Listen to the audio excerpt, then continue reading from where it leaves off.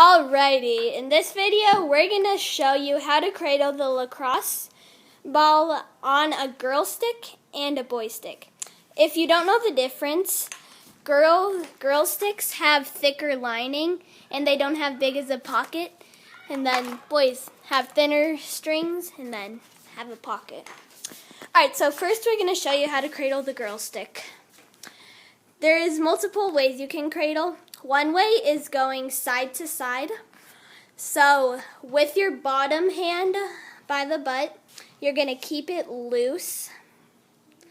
Then with your upper hand, it's going to do all the movements.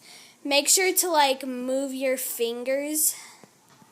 Also, arms, hands, fingers, that's the most important part.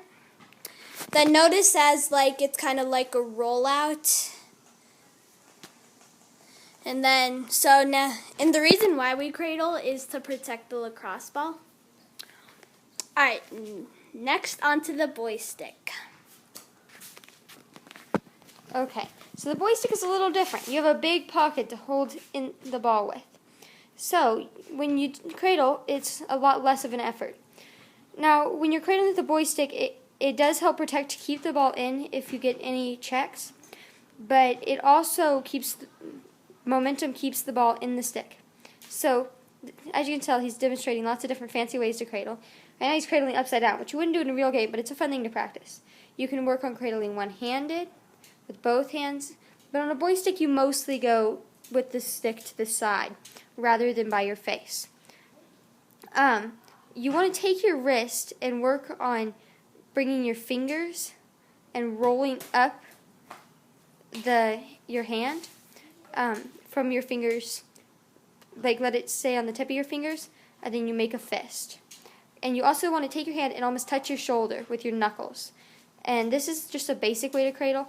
As you can tell, he's keeping his other hand fairly loose and a decent distance from the butt of the stick. Okay, so when you do this, make sure that you are keeping focus on where the ball is and how your hands are positioned, or else you could lose your timing and mess it up. Now, this does take lots of work, so just practice on it. It's a lot different with a lacrosse ball and a tennis ball. So if you can get your hands on a lacrosse ball, that'll definitely help with just learning the motions. If you want to learn how to do it upside down, like he's showing off doing it here, as you can tell, he held the ball in and kept it upside down. Then you just start swinging it back and forth, and you've got to make sure you have that wrist twisting. If your wrist is not twisting, then you often will lose the ball. Okay, well, thanks for watching. I hope this helped.